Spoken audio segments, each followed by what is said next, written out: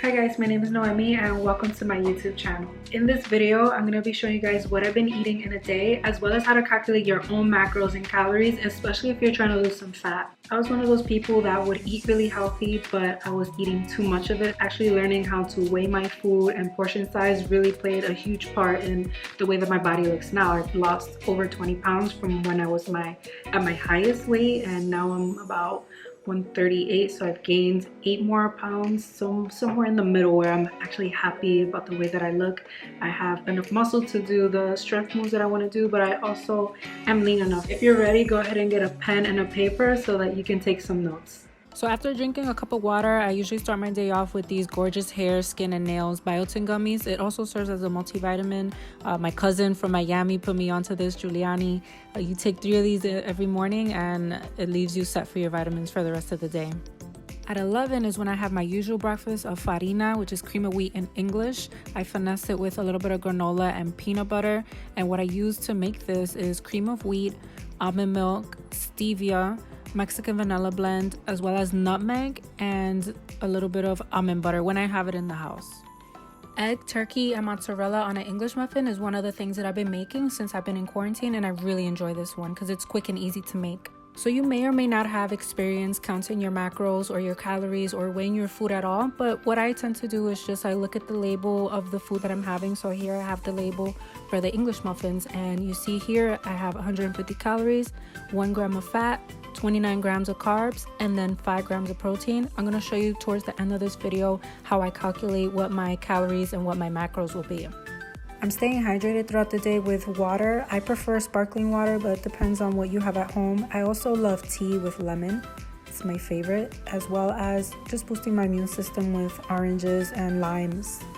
I try not to snack too much, but I do love having sun chips. So what I do is that I weigh my food out, especially if I'm not sure how much I'm having. And here are the nutrition facts for the sun chips.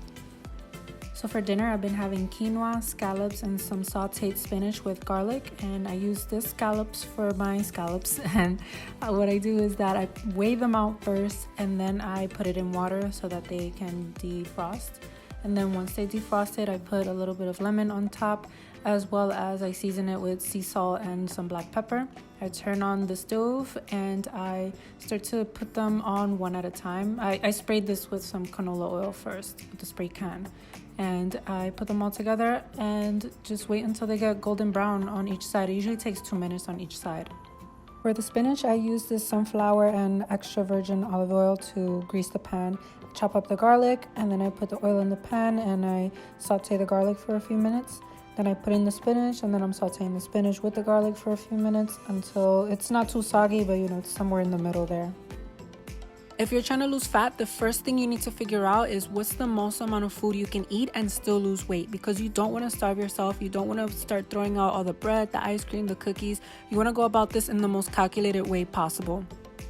Now I'm going to use the macro calculator at calculator.net, entering all my information, my age, gender, height, weight, my level of activity, and my goal. I'm going to set it to maintenance so I can figure out what my maintenance calories would be if I don't lose any weight or if I don't gain any weight. The reason I'm setting my goal to maintain is so that I have a position to start from. So if I know how many calories I need to eat and my weight doesn't change at all, then I'll use that number and start to reduce the number of calories using that exact number I just found. Here the calculator is telling me that my maintenance calories are 2,026 calories a day. So if I eat this, my weight will not change from 138 that I included in the beginning when I'm entering my information. And then it also breaks it up into protein, carbs, and fat, depending on what you feel best on. I personally like a more balanced approach. I don't like eating too much protein, and I don't like eating too low fats or too low carbs. So I like to have everything in a mix. Now the calculator has given me 2,026 calories a day for my maintenance. So if I eat this, my weight won't change. But I'm going to test this out myself, and you should too, where you eat this every single day for a week and then you monitor your weight to see if this actually does change. Because sometimes the calculators are off. You could be eating in a surplus, or you could be eating too low calories. You want to make sure you're starting from a position of true maintenance calories where your weight doesn't change. And then that way you can have a good starting point to start your fat loss journey from.